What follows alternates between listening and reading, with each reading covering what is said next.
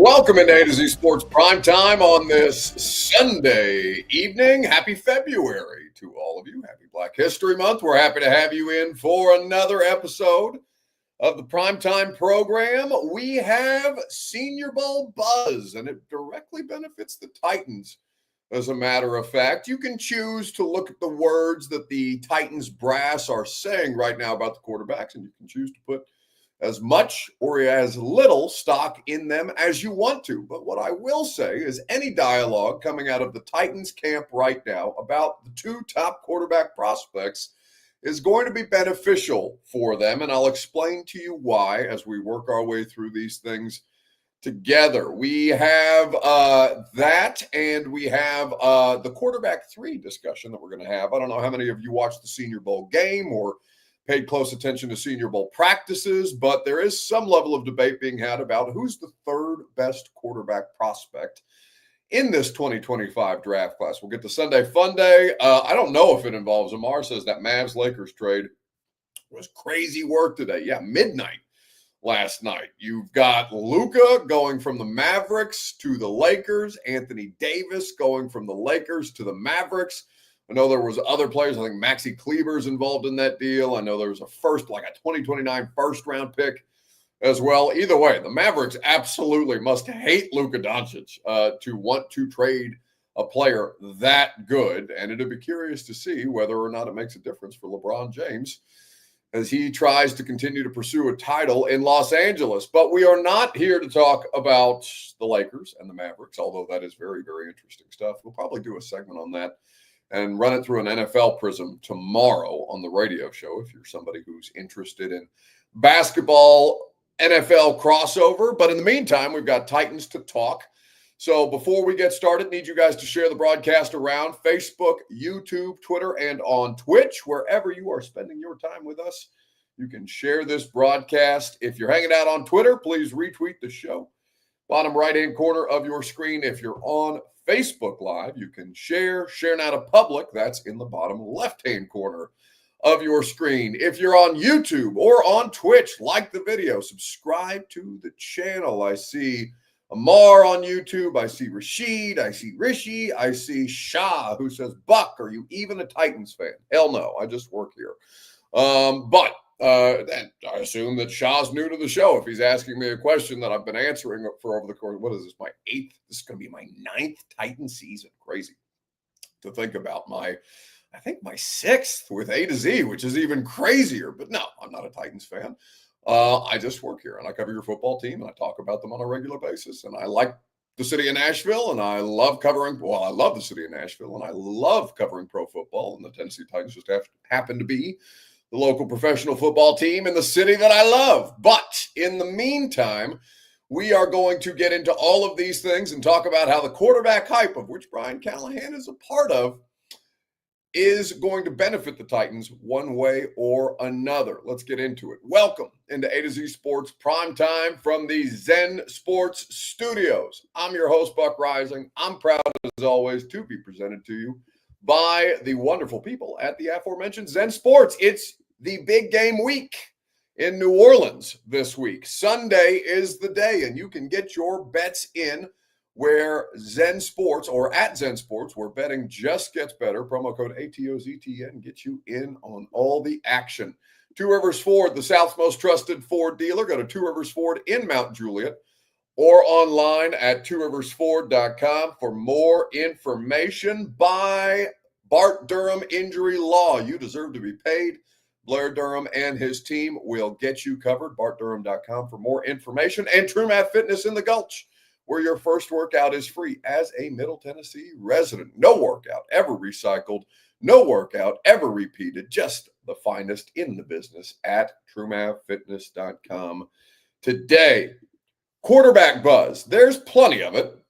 And anytime you go throughout the course of a year like this one, especially with the teams who are picking at the top of the draft, or with any teams that are picking at the top of any draft, Coach Mack has always said it best. There is the draft, the NFL draft, and then there's the quarterback draft. And the quarterback draft dictates everything else that comes as a result, because normally the quarterbacks are going to dictate the top of the order, or they're going to dictate the trades at the top of the order, depending on how strong or how weak a quarterback class is in any respective year. Last year, 6 of them went in the first round. This year, it's more than likely only 2. And if it's only 1, I would be a little surprised, but you can't put anything outside the realm of possibility, because at the end of the day, what do we know?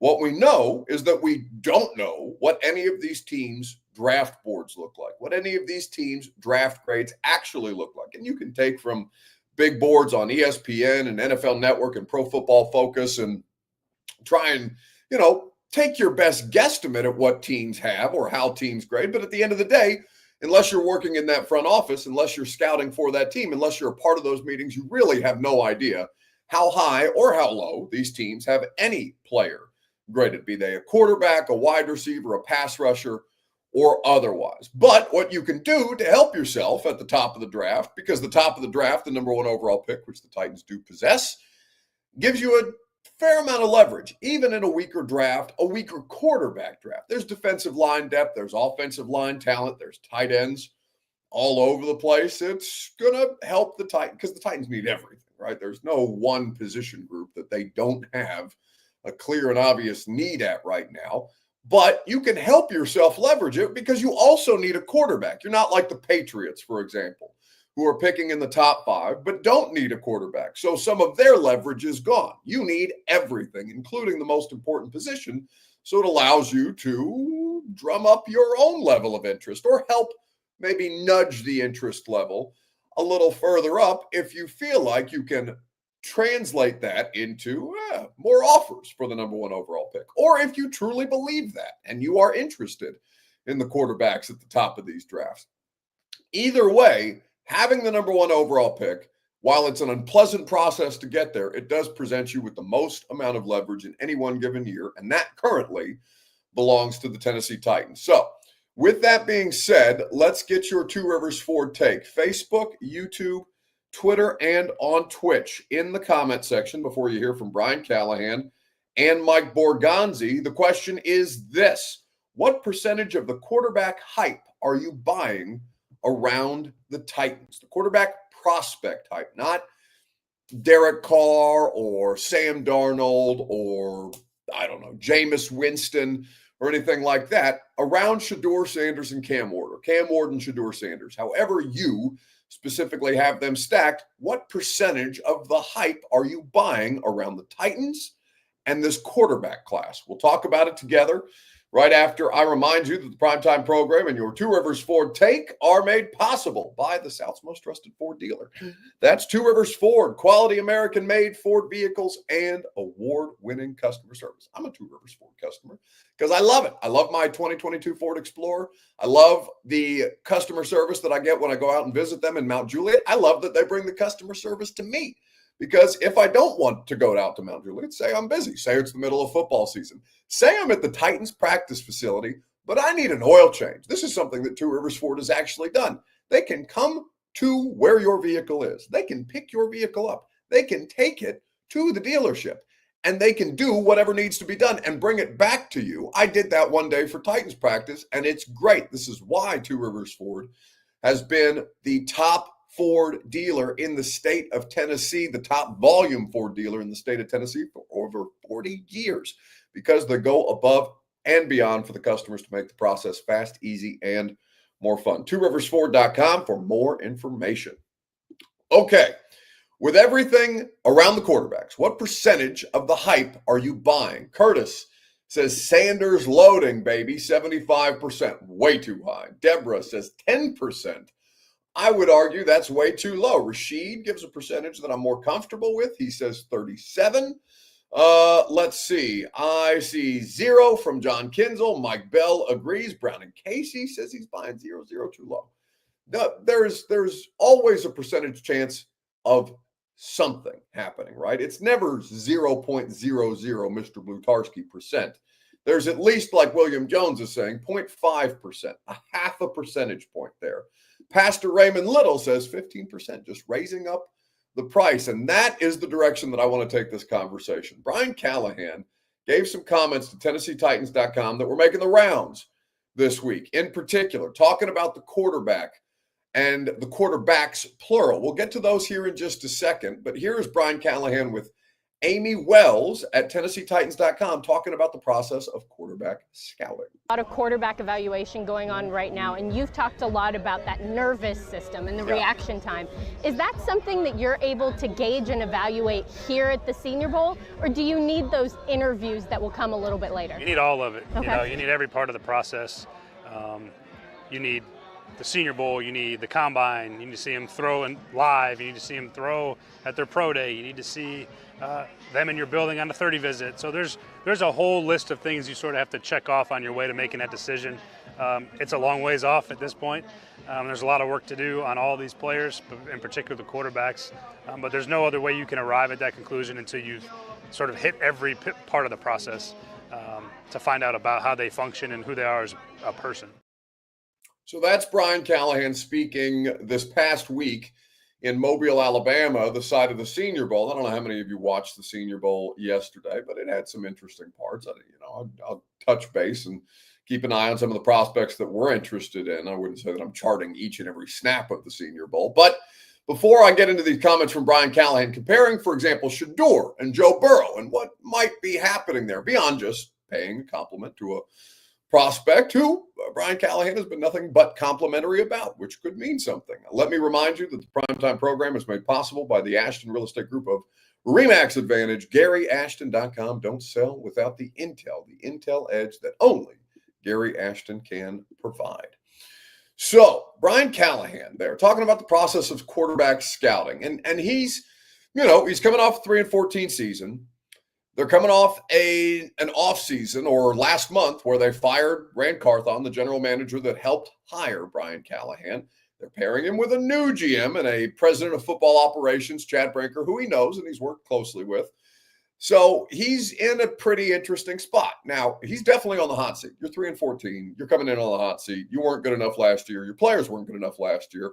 But your team, you as the CEO, the person who oversees the day-to-day operation of the football team, you weren't good enough either. So you come in inherently on the hot seat. And he's aware of this, right? He's an intelligent human being. He is certainly self-aware at this point in time. Sometimes I think he showed a little bit of naivete last year, but that's okay. He's a first-time coach, and he went through it. He had a really difficult season, a really, really hard time. And some of it was his fault. Some of it was compounded by his quarterback play, specifically Will Levis, and the just avalanche of turnovers that the Titans had last year, which is the quickest route to losing games, and they lost 14 of them. 7 of them, half of those games, they lost by 10 points or more, which is an atrocity, not competitive in professional football. So he understands that he has some work to do. Whether or not he gets the full season to be evaluated, we will see. But he understands that he is coming into this with a bit of a microscope on him, even if Amy Adams-Strunk has told Chad Brinker and Mike Borgonzi and Brian Callahan as an extension that they are going to get a level of patience here to try and put this football program back together. This is a quote from Jim Wyatt at TennesseeTitans.com talking about Amy, Brian Callahan talking about Amy. I'm trying to prove her right for believing in me, and I'm going to do everything I possibly can to put together a winning team, one that she can be proud of and ultimately our fans can be proud of. We have a lot of work to do. I think the urgency is high right now for me. That's Brian Callahan talking about himself. But I'm excited about it, and I'm confident in the direction we're heading. I want to do right by her, and I want to make sure that everything we do is something she can be proud of and that she believes in what we're doing. That part is exciting, and I am appreciative of it. He's also saying some very complimentary things about Shador Sanders, which is worth noting here, and we will get into that together. But for all these things, Brian Callahan, whose specialty is the quarterback position, understands that he is going to have to do something here that is going to have to maximize the quarterback position. And that was something that he failed miserably at last year. Will Levis failed too, but Brian Callahan failed by extension because he was brought in here to help orchestrate a turnaround or an improvement of Will Levis's career specifically, and it was catastrophic. Will Levis got worse. The football team suffered as a result. Brian Callahan had a couple of moments where he's visibly upset about everything that was going on, including, of course, the Jets in week 2, where he's yelling at the quarterback, "What the F are you doing?" These kind of things. And so he understands that they have to get the quarterback right, and he has to get the development of the quarterback right, which is a huge part of the equation as they move forward. Now, whether they do it this year or whether they do it next year, whatever, the clock is sped up on Brian Callahan than it is on Brinker or Borgonzi. Obviously, Amy Adams Strunk isn't going anywhere. She's the controlling owner of the team. But this is the kind of thing which makes me think, okay, yes, they could feel exactly this way about, they could feel very complimentary, or they could have these quarterbacks graded at a very, very high level, or they could be trying to maximize their leverage here by making teams interested in trying to come up and get one of these quarterbacks in route to maximizing your draft capital and trading out, depending on how far down, trading out of the number 1 overall pick, which we will get to here in just a second. Right after I remind you that Brian Callahan, or not Brian Callahan, but before we get to Brian Callahan's comments, that the Primetime program is presented by Bart Durham Injury Law. You deserve to be paid, and the team at bartdurham.com is there to work for you, just as they have worked for Tennesseans and Kentuckians for over 75 years of experience working with automobile incidents, big truck incidents, and motorcycle accidents. bartdurham.com for more information. Blair Durham and his team will work you through the process, will help you understand all the places where your rights need to be protected, and get you the results that you deserve. So go online for your free consultation at bartdurham.com today. All right, here are the comments from Brian Callahan that made me raise an eyebrow at the very least. Not least of which because they're interesting, but secondarily because the Titans have the number 1 overall draft pick, and it could be paying lip service to, hey, look how good this quarterback is. Maybe you should come up and get him. So Brian Callahan has met with Shador Sanders at the Shrine Bowl. Shador was not at the Senior Bowl. So the next time that the Titans and Shador or Cam Ward get together will be the Combine this month, as a matter of fact. We're 23 days away from us doing all those live Combine shows. I'm really, really excited about the radio shows that we're going to be putting together for you. I think we're going to have some really significant star power associated with the radio show all week long, as we'll do the show up there from Tuesday through Friday, and that will be a great time had by all. I'm not going to stay through the weekend. I'll watch the trials on television like the rest of you, because I'm going to stay for the quarterbacks, the offensive linemen, and the defensive linemen, and then probably make my way back to Nashville. But we know that the Titans have the number 1 overall pick, and we know that Shador Sanders met with Brian Callahan formally and informally at Shrine Bowl. So this is what Callahan had to say specifically about Shador, talking about drafting, being a part of drafting Joe Burrow in 2020. And Callahan explaining the qualities that he's looking for a quarterback that he learned from veteran quarterbacks coach Greg Knapp, who was also with him in the Broncos coaching staff from 13 to 15, about 10 years ago at this point in time. Knapp always said these 3 things. That's Knapp, by the way. Knapp always said these 3 things: decision-making, timing, and accuracy. Those 3 things are always going to be the first things you look for. If you look for those things, you're going to see a lot of what good quarterbacking looks like. People had questions about Burrow's arm strength in general coming out. One of the things that makes Joe so unique, and I think you can probably put Shador in the same conversation, they anticipate when they throw it. They have the timing and accuracy on top of it. That makes up for the arm strength. So it's a very surface level comparison, but anytime you hear Joe Burrow and player X in the same conversation, you're going to peek your head up and say, oh, did he just compare him to Joe Burrow? To an extent, he did it carefully, but any comparison there, because that is one of the knocks about Shador. He doesn't have this rocket launcher arm, but Will Levis has a rocket launcher arm for all the good it did him. If he doesn't have the timing, the anticipation, the accuracy, and that's all hallmarks of those are all hallmarks of Shador Sanders' game specifically. Now, he could have just as easily said something about Cam Ward and compared his mobility to how Burrow moves or something like that. That's not necessarily a one-to-one comparison, but you understand what I'm saying. He could have made any kind of comparison that he wanted to, and if he mentioned Joe Burrow with either of these 2 quarterbacks, the entire league's going to peek their head up and say, what? What does he do like Joe Burrow? I want one of those. Let me trade up for one at this point in time. So I think all of that, it can be both things, honestly. It can be an accurate representation of the player, his skill set, and a reasonable comparison, even though the player that he's being compared to is not the current player that he's being compared to. He's being compared to Joe Burrow, the draft prospect. And Burrow was the number 1 overall pick, just as the Titans currently have. Now, Burrow was a much more accomplished quarterback than either of these two players. He was a statistically better quarterback. He was a national champion. He was also on much better teams than these two players were. So you could also grade on a curve there. But with all the things that you have at your disposal, it can be complementary based on analysis and serve as, well, that's intriguing. I would like a Joe Burrow type of player. Shador does enough of these things. Maybe we should take another look at this trade. Let me call Mike Borgonzi and see what his current asking price for the number 1 overall pick is if we're thinking about a quarterback, and there's really only 2 that are going to be available in at the first round at this point in time. So I think it's going to be fascinating to see how it plays out. I thought those comments were interesting. Everybody thought those comments were interesting, and they can serve 2 purposes. They can be genuine. They can also help the Titans maximize their leverage if they so choose. Now, speaking of leverage, you don't have to take a quarterback with the number 1 overall pick. Many of you want them to. That's fine. I don't begrudge you that.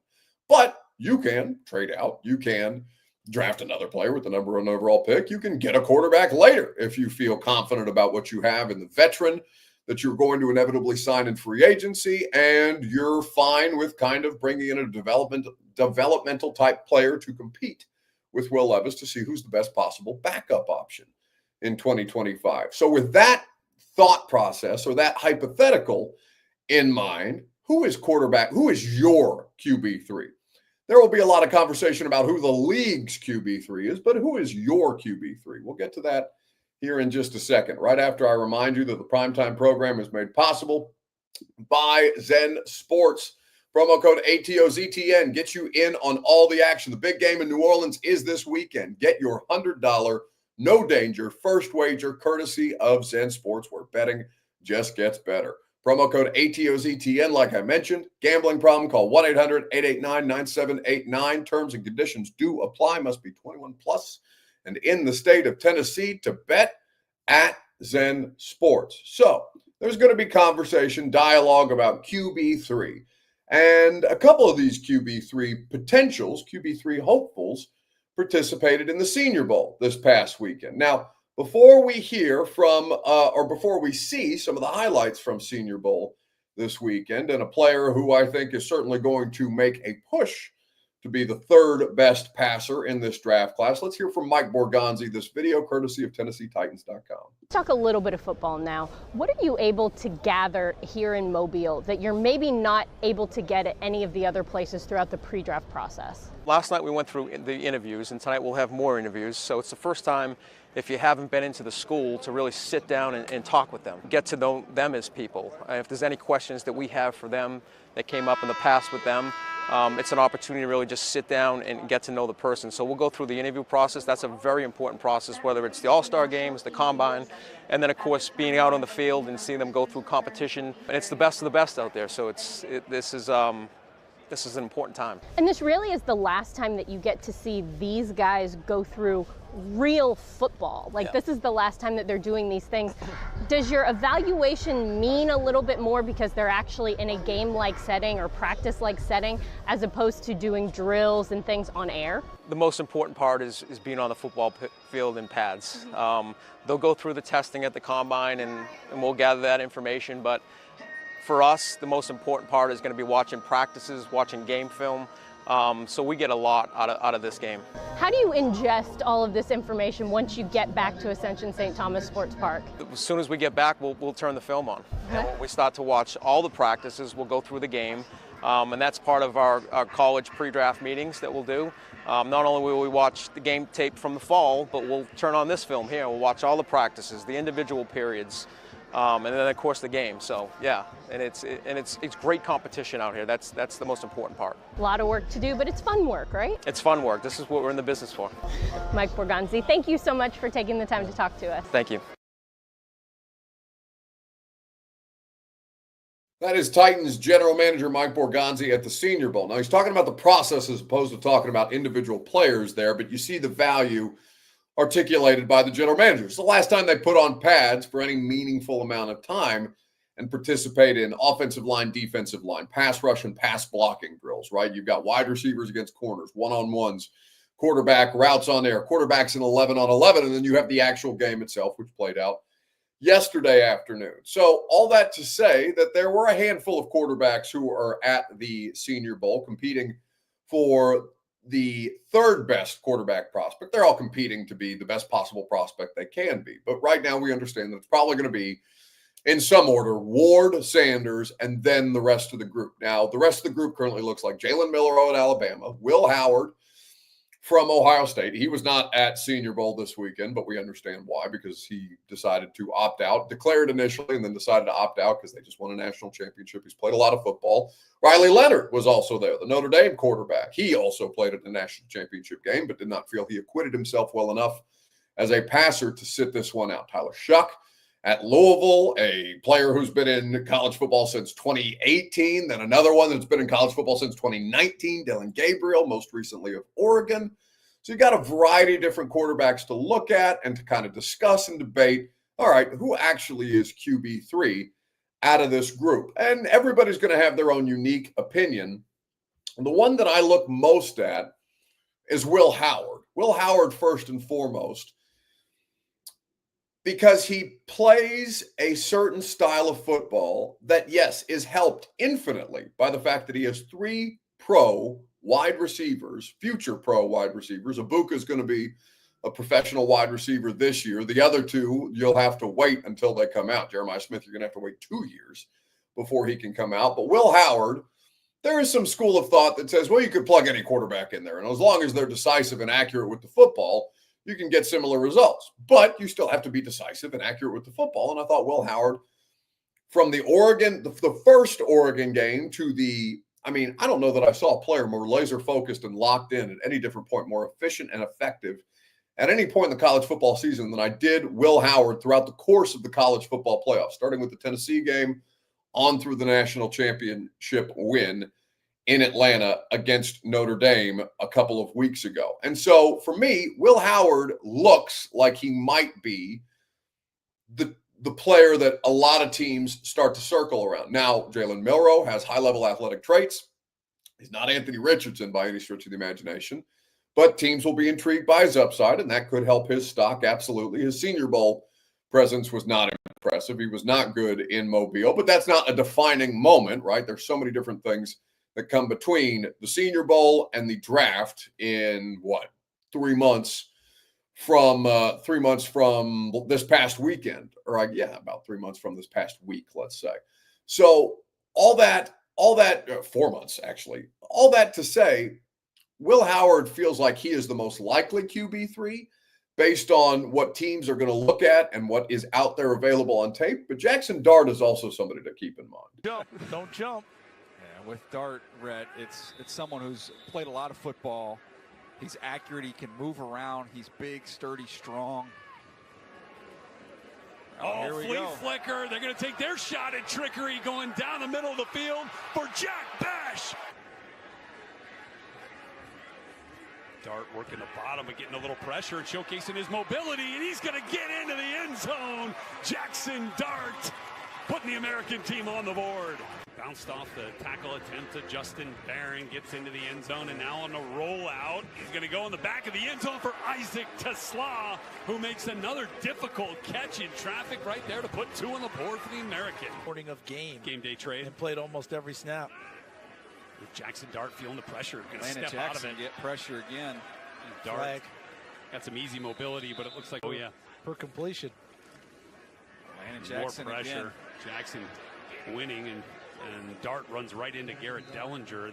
Marcus Yarns remain in the ball game next to Jackson Dart, piloting this American team offense. Another strip sack. Landon Jackson gets around the edge. Defense to the national team defense to help a shortage of corners, and Jackson Dart was looking for Arian Smith, who's got speed to burn. Yeah, big time speed. This ball just a little bit underthrown. Dart tries to get it up early. Just got to get it out there. Good.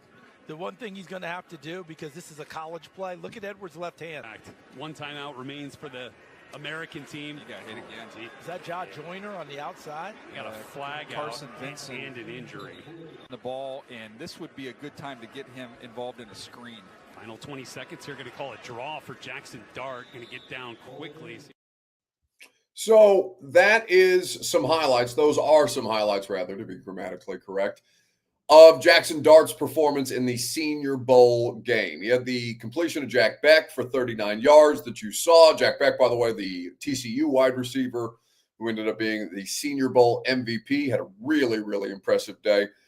He's more intriguing to me, Jackson Dart is, than Milroe. Milroe is so raw that I understand why people would look at high-level athletic traits and be like, yeah, I can make that work. But I want something that has some high-level athletic traits, some high-level competitiveness, but also has some mechanical,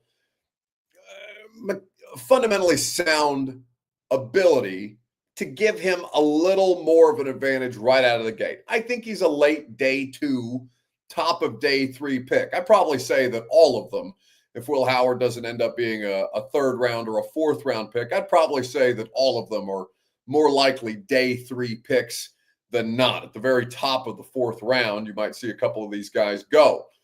But for me, Dart is intriguing here. I don't know how much it would take for him to get acclimated to the NFL offense. It depends on how willing whichever coaching staff that drafts him is going to be to implement some of the systematic tools that Lane Kiffin at Ole Miss, kind of like Hendon Hooker and Josh Heupel, right? Josh Heupel's offense was a knock on Hendon Hooker.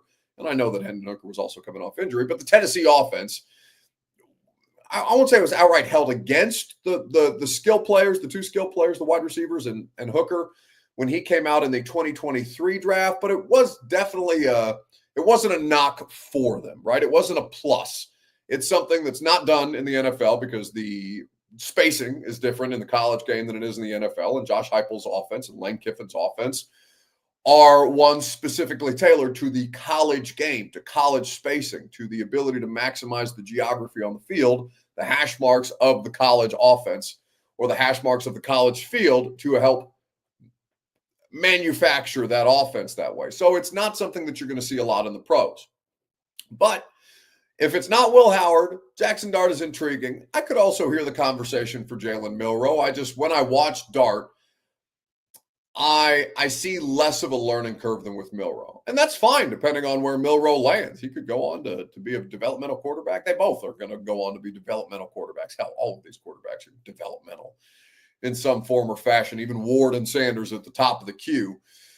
But I would be more comfortable, especially a team like the Titans that is going to, that may have somebody who needs to play as a backup quarterback if they sign a veteran starter and that veteran starter goes down. Well, what's the learning curve going to be for a Milroe versus a Dart versus a Howard, or if you take one of these guys at the top of it? So it'll be interesting to see. I don't know that any of them are going to be good, but I'm intrigued. I'm certainly intrigued. Sunday Fun Day is what we will wrap up here with on this Sunday, the February the 2nd. We appreciate your guys' participation. What's the best thing that you saw this weekend? Facebook, YouTube, Twitter, and on Twitch. Let me know. Give me your little Sunday Fun Day moment. We got some Pro Bowl highlights of Jeffrey Simmons to go through. We will do so here in just a second, right after I remind you that the Primetime program is made possible by TrueMav Fitness in the Gulch. The best workout in Middle Tennessee is TrueMav Fitness. No workout ever recycled or repeated, just the best coaching staff, facility, and training programs, whether they be personal training, group fitness classes, or an open gym with great resources for you to work out as you please and to work out on your schedule. TrueMavFitness.com for your membership options and for that first workout free. All right, best thing that I saw on Sunday, there wasn't a lot to watch on Sunday. There's some college basketball. Belmont lost a close one to Evansville. My University of Evansville Purple Aces, they're on a heater. They've won like 3 in a row, and they outlasted Belmont at home. I think it was a 3-point win for the Aces over the Bruins, but there was some college basketball on, some women's college basketball I took into, and for the most part, there was some interest in the Pro Bowl. The Pro Bowl obviously has turned into something different, whether it's dodgeball or weightlifting competitions or, Jeffrey Simmons sitting on the bench playing spades. Mixing complete. Can't play in. What do we got? Well, it takes. What do you got? Tonk? They're playing Tonk probably. Spades? Right? You need more than 2 dudes. Yeah, for there's spades. not spades, but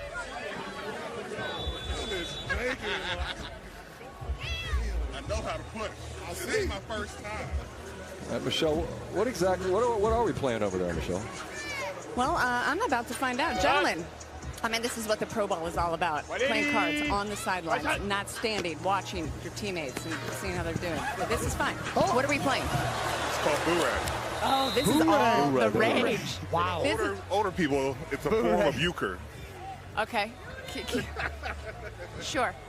But I have heard that this is all the rage. So who's winning? We're going back to back right now. Oh, okay. So is this like the winner decides all game? Don't let them fool you. I'm winning. Of course you are, Cam. Pushed it twice in a row. So, back to back. Enjoy, you guys. All right, Scott, back to you. We don't know how many more drives, bro. All right. So whatever's going on in the Pro Bowl game on the field, the card game on the bench is more interesting. Out there playing, I couldn't hear what the name of the game was, but like he said, I don't think it was spades. Need more people to play some spades. There, I can't tell you the last time I played card games. My grandma's a card shark. She won't always play for money, but she'll make you play with something on the line. Like she'll say, all right, you got any quarters? We're gonna play for quarters. Or you got any M&Ms? Or we'll play for peanut M&Ms. My grandma's a card shark. And so she brought us all up to some extent playing cards in her household, whether it was bridge or canasta or just simply war, all these different things, all these different kind of card games. It's been a long time since I played some cards. It has been quite some time. William Jones says, show the Grizzlies some love, Buck. I think I'm watching an old game. I don't have the Grizzlies on live right now, but I am currently rewatching because I had it DVR'd their game at home against the Rockets. Grizz, last I checked, at the very least, were third place in the West, and they have certainly the biggest star in the state of Tennessee, and John Morant. So as long as they continue that trajectory, I would love to talk some Grizzlies basketball at some point. It'll probably be a very small segment on the radio show because many people in Nashville get upset with me when I talk about the NBA, but that's stupid. And the Grizzlies are the best team in the state right now by a mile. It's not even remotely close. They'll make the playoffs, so they'll at least be in the same conversation that the Vols football team was. But yeah, I would love to talk more NBA. I met with much resistance every time I try. It's hard enough for me to talk college basketball during draft season without people getting butthurt at me. Anyway, Major Key says, does Ja come to Titans games? No. Why would Ja go to a Titans game? Ugh. I can't imagine why on earth John Morant would want to go to a Titans game right now. They're hideous. He's surely find something better to do with his time. And also, that's the start of the NBA season. They're probably in training camp, things like that. I don't know. I don't know that John needs additional distractions, and certainly not, hang out with 5,000 people at Nissan Stadium watching the Titans lose in the Houston Oilers uniforms. Not ideal.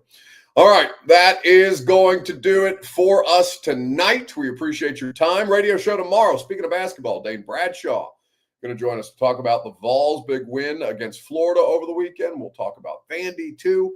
We'll get you ready for Super Bowl week. We got some fun stuff prepared for you. Have a great rest of your night, and I will talk to you tomorrow morning at 10 a.m.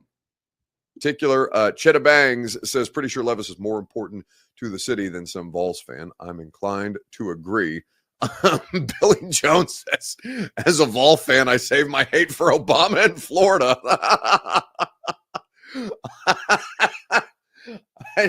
I don't know why that's so funny. It's it's funny because the idea that, like, I think anybody maybe except for Billy Jones, I think he means Bama.